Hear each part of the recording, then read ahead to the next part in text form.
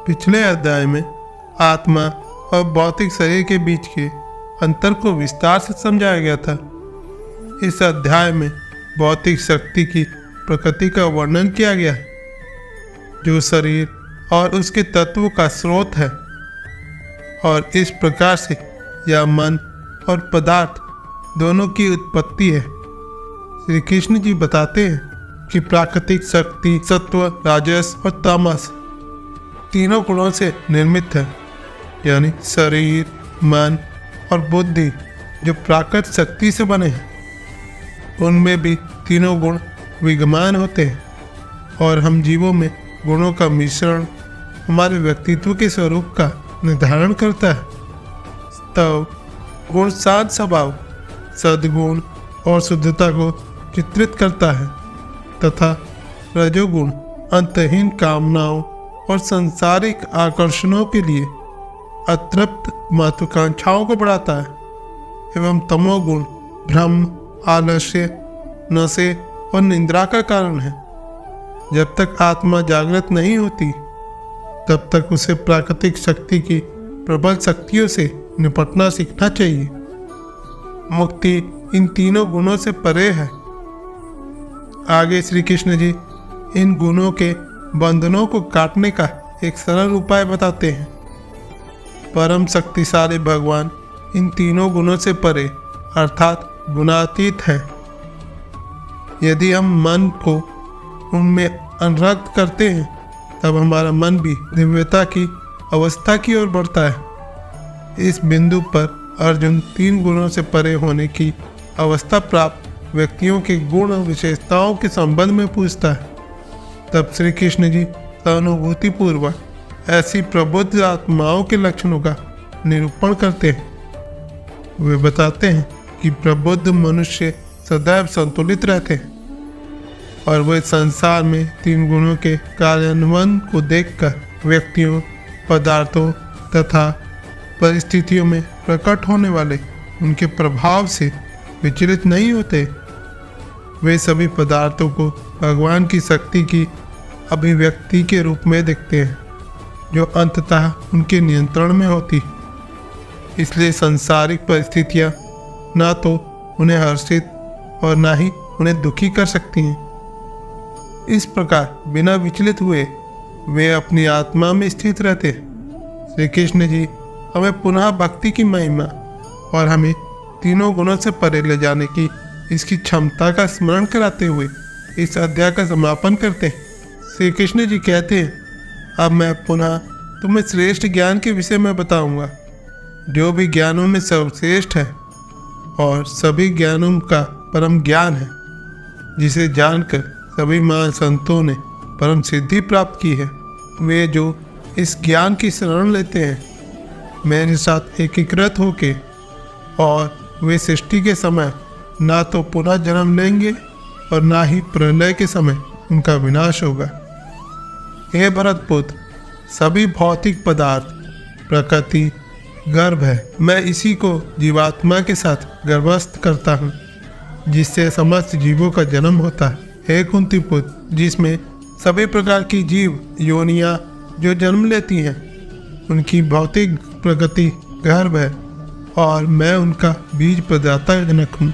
हे महानुभाव अर्जुन, प्राकृतिक शक्ति तत्व, राजस और तामस तीनों गुणों से निर्मित है।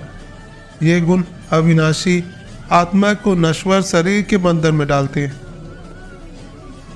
इनमें से तब गुण अर्थात अच्छाई का गुण अन्यों की अपेक्षा शुद्ध होने के कारण प्रकाश प्रदान करने वाला और पुण्य कर्मों से युक्त है। यह निष्पाप अर्जुन, यह आत्मा में सुख और ज्ञान के भावों के प्रति आसक्ति उत्पन्न कर उसे बंधन में डालता है। हे अर्जुन, रजोगुण की प्रकृति मोह है। यह सांसारिक आकांक्षाओं और आकर्षणों से उत्पन्न होता है और आसक्ति के माध्यम से आत्मा को कर्म के प्रतिफलों में बांधता है। हे अर्जुन, तमोगुण जो अज्ञानता के कारण उत्पन्न होता है और देहधारियों जीवात्माओं के लिए मोह का कारण है। यह सभी जीवों को असावधानी, आलस्य और निद्रा द्वारा भ्रमित करता है।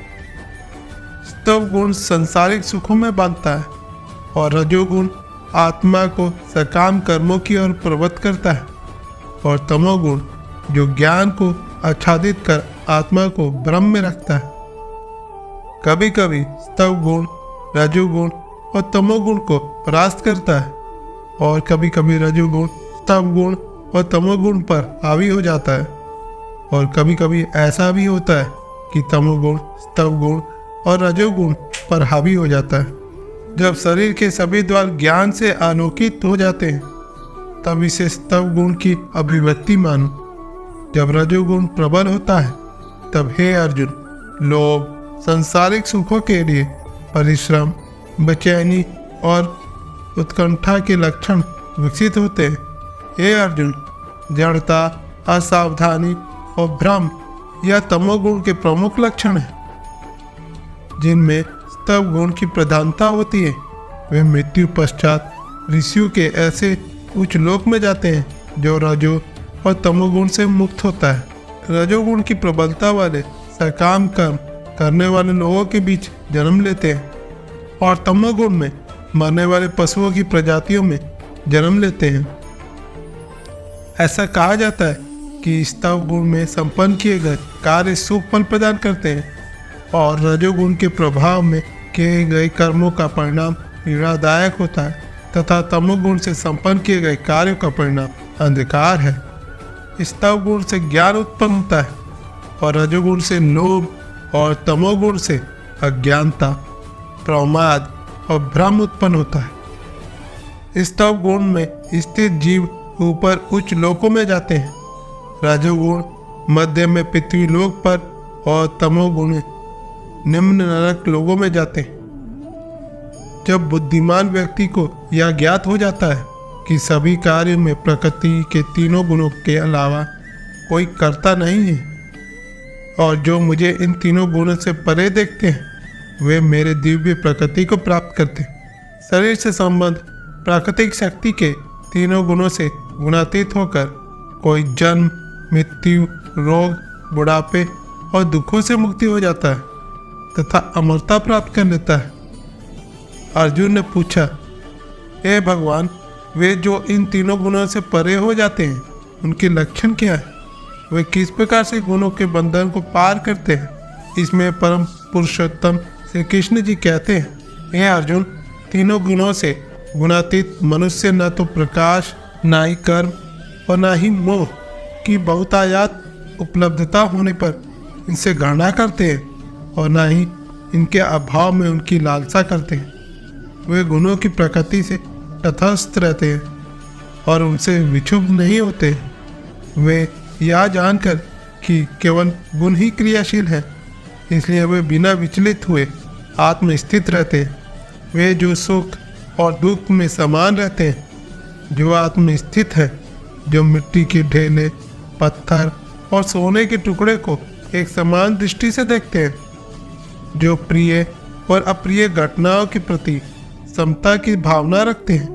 वे बुद्धिमान हैं, जो दोष रोपण और प्रशंसा को संभाव से स्वीकार करते हैं, जो मान अपमान की स्थिति में संभाव रहते हैं, जो शत्रु और मित्र के साथ एक जैसा व्यवहार करते हैं, जो सभी भौतिक व्यापारों का त्याग कर देते हैं।